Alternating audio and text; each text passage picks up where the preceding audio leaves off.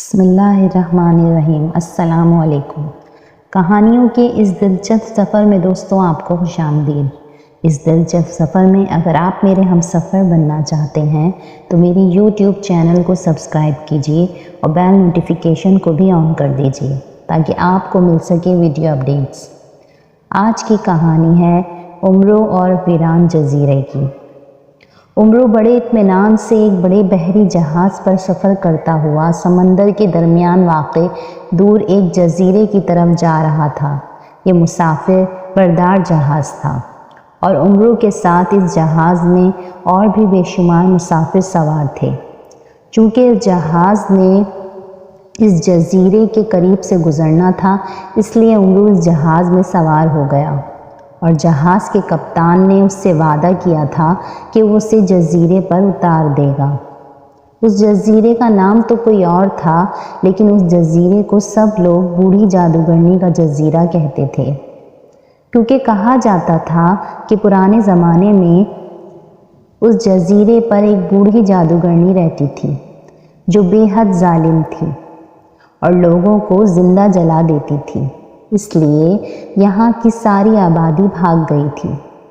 پھر جادوگرنی مر گئی، لیکن اب بھی طویل عرصہ گزر جانے کے باوجود اس جزیرے پر کوئی آبادی نہ تھی۔ وہ ویران تھا، کیونکہ لوگوں کے مطابق اب بھی بوڑھی اور ظالم جادوگرنی کی روح اس جزیرے پر رہتی تھی، اور جو بھی اس جزیرے پر جاتا تھا وہ رات پڑتے ہی مر جاتا تھا۔ لیکن اس کے ساتھ ساتھ یہ بات بھی بے حد مشہور تھی کہ یہ بوڑھی جادوگرنی بے حد امیر تھی اور اس کا بہت بڑا خزانہ اب بھی اس جزیرے پر واقع پہاڑوں کے درمیان موجود ہے۔ بے شمار لوگوں نے وہاں جا کر وہ خزانہ حاصل کرنے کی کوشش کی، لیکن وہ سب پراسرار طور پر مر گئے۔ جب امرو کو اس خزانے کی خبر ہوئی تو اس نے اپنے لالچی طبیعت سے مجبور ہو کر فیصلہ کر لیا کہ وہ اس جزیرے پر جائے گا اور وہاں سے خزانہ حاصل کرے گا۔ وہ امرو عیار تھا، اس لیے وہ کسی جادوگرنی سے نہ ڈرتا تھا، اور اب وہ خزانہ حاصل کرنے کے لیے اس بحری جہاز پر سوار ہو کر جزیرے پر جا رہا تھا۔ گو جہاز کے سب مسافروں حتیٰ کہ جہاز کے کپتان نے بھی اسے جزیرے پر جانے سے ڈرایا تھا، لیکن امرو عیار نے کسی ایک کی نہ مانی تھی، کیونکہ وہ ہر صورت میں خزانہ حاصل کرنا چاہتا تھا۔ ابھی وہ جزیرہ کافی دور تھا کہ اچانک سمندر میں ایک خوفناک طوفان آ گیا۔ یہ طوفان اس قدر شدید تھا کہ جہاز کو نہ بچایا جا سکا اور جہاز ٹکڑے ٹکڑے ہو کر سمندر میں غرق ہو گیا۔ امرو عیار نے بڑی مشکل سے ایک چھوٹی سی کشتی پر قبضہ کر کے اسے سمندر میں ڈال دیا تھا، اس لیے وہ اس کشتی میں ہونے کی وجہ سے سمندر میں ڈوبنے سے بچ گیا۔ جہاز اپنے مسافروں سمیت غرق ہو گیا تو امرو عیار چپو چلاتا ہوا سمندر میں آگے بڑھتا چلا گیا۔ طوفان بھی ختم ہو گیا۔ یوں لگتا تھا جیسے طوفان آیا ہی جہاز کو غرق کرنے کے لیے ہو، اور سوائے امرو کے باقی اور کوئی مسافر بھی زندہ نہ بچا تھا۔ اگر امرو طوفان کے آثار دیکھتے ہی اپنی عقل مندی کی وجہ سے کشتی پر قبضہ کر کے اسے سمندر میں نہ ڈال دیتا تو وہ بھی یقیناً اس جہاز کے دوسرے مسافروں کے ساتھ سمندر میں غرق ہو چکا ہوتا۔ لیکن اب بھی وہ بے حد پریشان تھا، کیونکہ دور دور تک کوئی جزیرہ یا زمین نظر نہیں آ رہی تھی، اور امرو کے پاس نہ پینے کا پانی تھا اور نہ کھانے کا سامان۔ کشتی بھی چھوٹی سی تھی۔ سب سے زیادہ بدقسمتی یہ تھی کہ اڑانے والی سنہری چپلوں کی میعاد ختم ہو گئی تھی۔ یہ چپلیں 1 سال تک کام دیتی تھیں، پھر ان کی میعاد ختم ہو جاتی تو انہیں 1 ماہ کے لیے رکھ دیا جاتا۔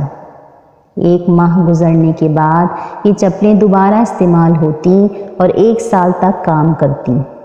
اس لیے سنہری چپلیں وہ گھر ہی رکھ آیا تھا، ورنہ تو اسے بحری جہاز پر سفر کرنے کی بھی ضرورت نہ رہتی اور وہ ان چپلوں کی مدد سے اڑ کر جزیرے پر پہنچ جاتا۔ उमरू कश्ती चलाता हुआ आगे बढ़ा चला जा रहा था कि अचानक उसे दूर से इंसानी चीख सुनाई दी। उमरू ने चौंक कर सर उठाया तो वो ये देखकर हैरान रह गया कि दूर समंदर के पानी का एक रेला फिजा में बुलंद होकर दायरे की सूरत में घूम रहा था और उस दायरे के अंदर एक बूढ़ी और बदशक्ल औरत दोनों हाथ उठाए हुए उसे देख रही थी। उसके मुंह के दोनों किनारों पर दो बड़े बड़े दांत थे। सर के बाल लंबे और दोनों बाजुओं पर फैले हुए थे। उसके जिस्म पर सफ़ेद रंग का लिबास था। उसके पीछे पहाड़ नज़र आ रहा था। चीखों की आवाज़ें उस दायरे से ही आ रही थीं। अभी उमरू ये देख ही रहा था कि यखलक दायरा उमरू की तरफ बढ़ने लगा और फिर पलक झपकने में वह उमरू पर छा गया। उमरू को यूँ महसूस हुआ जैसे वो पानी में डूब गया है, लेकिन चंद लम्हों बाद अचानक उसे महसूस हुआ कि वो खुश्की पर खड़ा है। तो उसने हैरत से इधर उधर देखा तो वो ये देखकर हैरान रह गया कि वो वाकई समंदर की बजाय एक जजीरे पर खड़ा था। वो कश्ती भी गायब हो चुकी थी और उस जजीरे पर दूर उसे वही पहाड़ नज़र आ रहे थे जो उसने पानी में देखे थे। ये मैं कहाँ आ गया हूँ? उमरू ने हैरत भरे लहजे में कहा। तुम मेरे जजीरे पर हो उमरू अय्यार। अचानक एक चीखती हुई आवाज़ सुनाई दी तो उमरू चौंक कर इधर उधर देखने लगा जिधर से आवाज़ आई थी और फिर उसने उसी बदसूरत औरत को अपनी तरफ आते देखा जिसने उसने दायरे में देखा था। कौन हो तुम? उमरू ने उससे पूछा। मुझे बूढ़ी जादूगरनी कहा जाता है और ये जजीरा मेरा है। यहाँ मेरा ख़जाना है और मुझे मालूम है कि तुम ये ख़जाना हासिल करने आ रहे थे, इसलिए मैंने अपने जादू के ज़ोर से इस जहाज़ को ही गर्क कर दिया, लेकिन तुम बच गए। फिर मैंने तुम्हें यहाँ जजीरे पर ही बुला लिया ताकि यहाँ मैं तुम्हें ज़िंदा जला सकूँ। जादूगरनी ने कहा, लेकिन तुम कैसे वो बूढ़ी जादूगरनी हो सकती हो? उसके मुतालिक तो मुझे बताया गया है कि वो बूढ़ी और इंतहाई बदसूरत जादूगरनी थी, जबकि तुम तो अभी जवान हो और ख़ूबसूरती में भी किसी से कम नहीं हो। तुम्हारे ये रेशम जैसे लंबे लंबे बाल, तुम कैसे वो हो सकती हो? उमरू ने फ़ौरन ही अपनी अय्यारी शुरू करते हुए उस बूढ़ी जादूगरनी की तारीफ़ करना शुरू कर दी तो बूढ़ी के चेहरे पर हैरत के तासुरात उभर आए।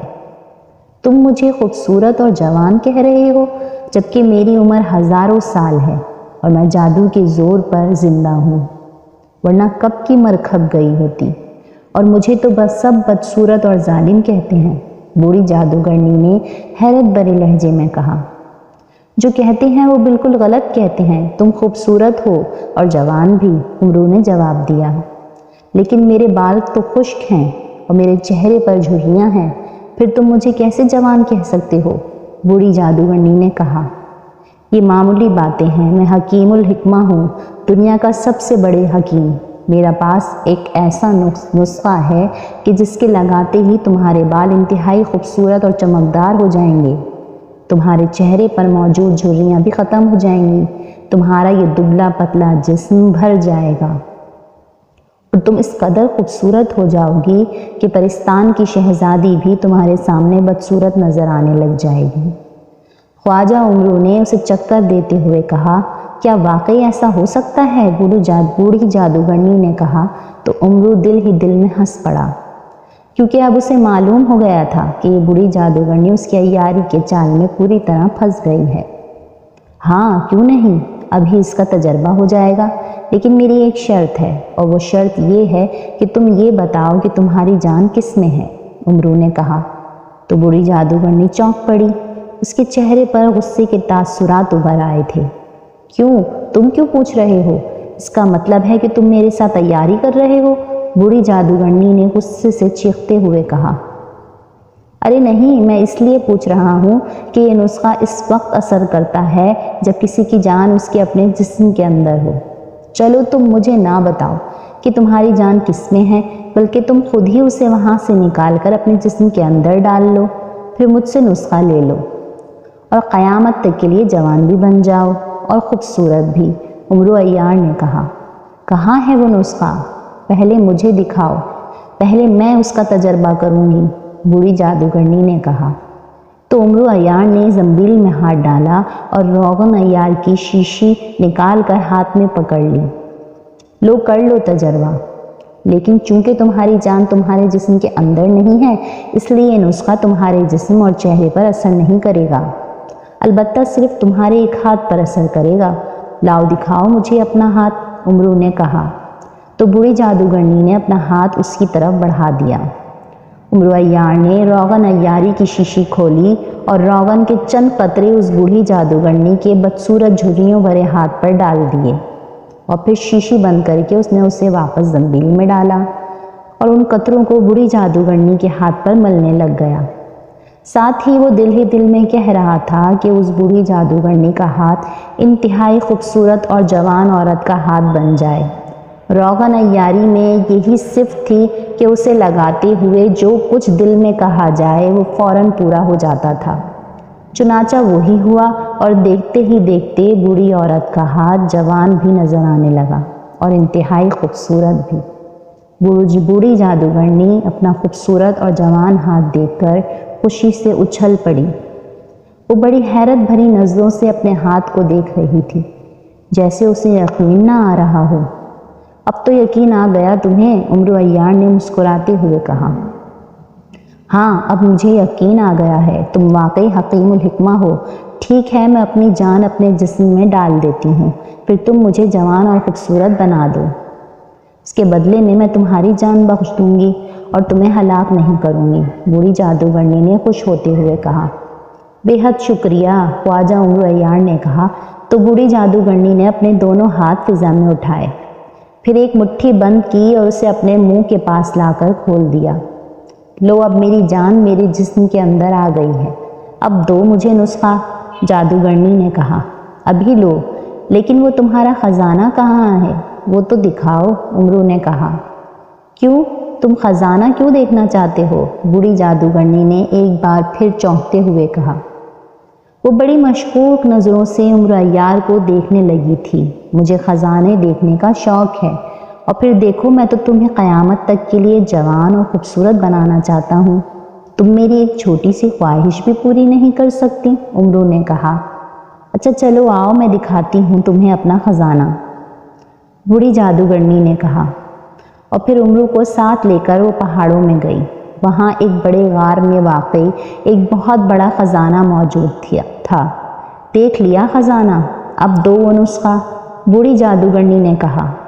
تو عمرو نے زنبیل میں ہاتھ ڈالا اور خنجر سلیمانی نکال کر تخلق اس نے بوڑھی جادوگرنی کی گردن پر مار دیا۔ بوڑھی جادوگرنی چیختی ہوئی نیچے گری۔ اس نے خنجر نکالنے کی بے حد کوشش کی، لیکن وہ خنجر سلیمانی تھا، جس سے وہ کیسے بچ سکتی تھی، اور وہ کیسے نکل سکتا تھا؟ چنانچہ تھوڑی دیر بعد ہی وہ بوڑھی جادوگرنی تڑپ تڑپ کر مر گئی، اور اس کے ساتھ ہی ایک روتی ہوئی آواز سنائی دی۔ وہ آواز بوڑھی جادوگرنی کی تھی۔ وہ کہہ رہی تھی، عمرو نے اسے عیاری سے مار ڈالا۔ اس کے ساتھ ہی اس کی لاش غائب ہو گئی۔ عمرو نے خنجر سلیمانی اٹھا کر زنبیل میں ڈالا، اور پھر اس نے خزانہ اٹھا کر اپنی زنبیل میں ڈالنا شروع کر دیا۔ جب سارا خزانہ اس نے زنبیل میں ڈال لیا تو وہ پہاڑوں سے نکل آیا، اور پھر اس کی خوش قسمتی کہ اسے دور سے ایک بحری جہاز آتا دکھائی دیا۔ اس کا رخ جزیرے کی طرف ہی تھا۔